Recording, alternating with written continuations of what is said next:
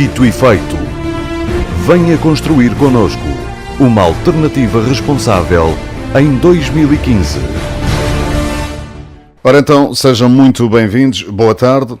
O tema de hoje, de Dito e Feito, vai saber porquê nos próximos 10 minutos a Madeira está confrontada com um problema seríssimo. Não é um tema que possamos resolver per si, cada um por si. É um tema que vai precisar do esforço de todos nós, das pessoas, das instituições e, se calhar, da política. A minha convidada de hoje é a professora Isabel Torres, vice-presidente da Assembleia Legislativa da Madeira e também do CDS. Professora, o tema de hoje é a natalidade. Corremos o risco de perder a nossa identidade e a raça? Boa tarde aos ouvintes da TSF. Este é um problema gravíssimo com que a região e o país também estão confrontados. Assiste-se atualmente a um decréscimo muito significativo do número de nascimentos e a população, em termos de tempo médio de vida, ganhou nos últimos anos cerca de 16 anos. Isto, do ponto de vista social, é positivo, porque todos nós queremos viver mais tempo, mas queremos viver mais tempo com as condições de vida, com dignidade e os cuidados de saúde assegurados.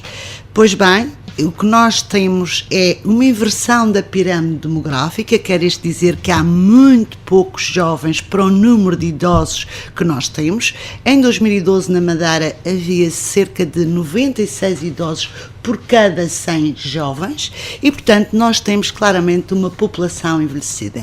Uma população envelhecida traz como consequência uma diminuição em termos de trabalho, de produção, de produtividade, e essa situação fará com que possa pôr em causa a sustentabilidade da segurança social, porque há menos jovens, há menos pessoas em idade ativa a descontar e a contribuir para a segurança social e as pessoas poderão ver-se confrontadas com uma situação que é viverem mais tempo, mas o Estado não ser capaz de assegurar todas aquelas necessidades para que as pessoas possam viver já com uma idade avançada, mas com dignidade. A austeridade, a professora tem dito, se me permite, que a austeridade é inimiga da natalidade.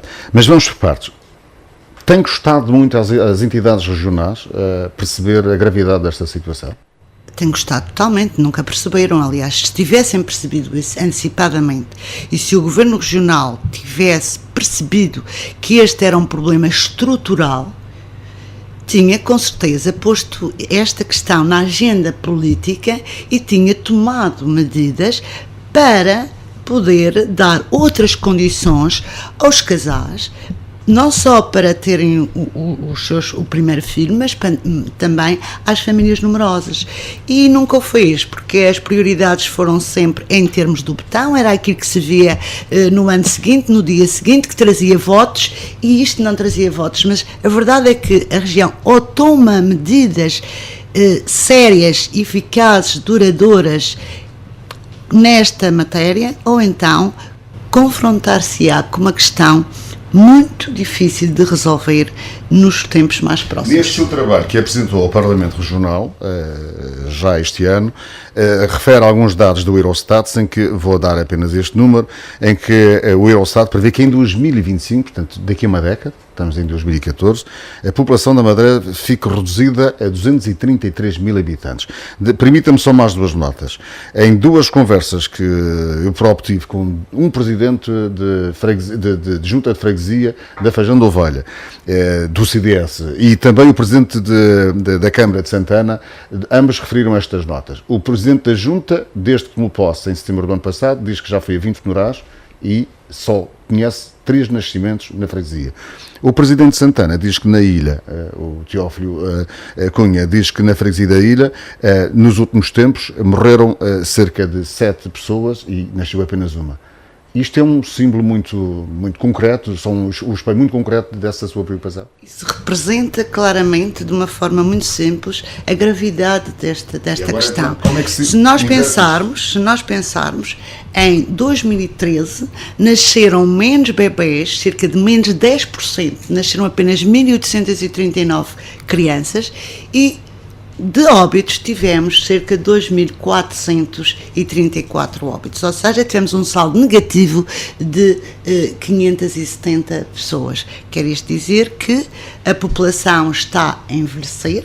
É óbvio que em determinados concelhos esse problema é mais grave, é mais visível, mas a região no seu todo está a envelhecer. E repare, se houvesse vontade política desta questão ter sido resolvida, e o CDS foi pioneiro a apresentar este ano uma proposta de decreto legislativo regional, porque deixe-me fazer aqui um pequeno parênteses, o CDS tem procurado, e tem sido o seu timbre, fazer uma oposição e é responsável. E apresentar um conjunto de propostas legislativas que beneficiariam a região e beneficiariam as famílias e as empresas madeirenses. Pois bem, infelizmente... Tinha sido primeiro até, creio eu, com o Governo da República. Era isso que eu ia agora dar continuidade. Relativamente à natalidade, que é o assunto que nos traz aqui hoje, nós fomos pioneiros a apresentar um conjunto de medidas, eram 8 medidas em vários domínios, que visam incentivar a natalidade, que os casais tenham mais filhos. Não só aqueles que facilmente podem ter filhos, mas também ajudar os tratamentos para os casais inférteis, no deslocamento fora da região, porque esses tratamentos não são feitos na região, na estadia e também no custo das deslocações. Acontece que esta proposta, e apesar de nós termos insistido, fundamentado, tínhamos como o primeiro era um subsídio à natalidade anual que rondaria os 2.300 euros, algumas medidas de apoio e de incentivo. Lá em casa não ficar a ideia de que o CDS propõe que se dê dinheiro às pessoas. Este foi um cálculo feito a partir do qual é o preço quarto de uma escalão de uma creche durante 3 anos. Este dinheiro, ou o Estado paga a creche. Correto. Portanto, isto seria uma medida que teria um impacto no orçamento regional que rondaria os 2 milhões de euros, 2 milhões e meio de euros, e portanto apresentámos também algumas medidas de índole municipal em que as autarquias devolveriam uma parte do IMI e que depois a autarquia seria ressarcida por parte do Governo Regional. Também em relação às empresas amigas da natalidade que possibilitassem e facilitassem a flexibilização dos horários de trabalho e, portanto, era um conjunto de 8 medidas que iriam contribuir para passarmos de um inverno demográfico, que é isso que nós estamos no inverno demográfico, para uma primavera demográfica, que incentivaria os casais a terem mais filhos e que, estranhamente, não só o PSD como os outros partidos da oposição não estiveram ao lado do CDS, não quiseram perceber que este é um assunto estruturante e que vai determinar o futuro da região.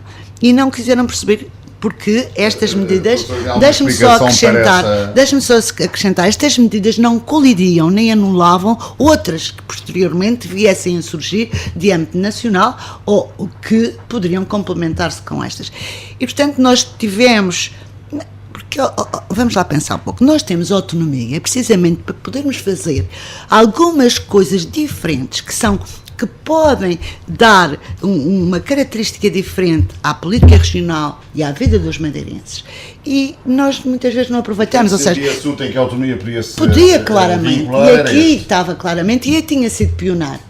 E as famílias iriam com certeza... Não tenho nenhuma explicação para esse posicionamento dos outros partidos, quando recusaram eles próprios também esta proposta. Temos que caminhar rápido, mas penso que isto merece uma nota final da sua parte. A única explicação que encontro é que têm ordens superiores para não aprovar tudo o que vem as propostas do CDS.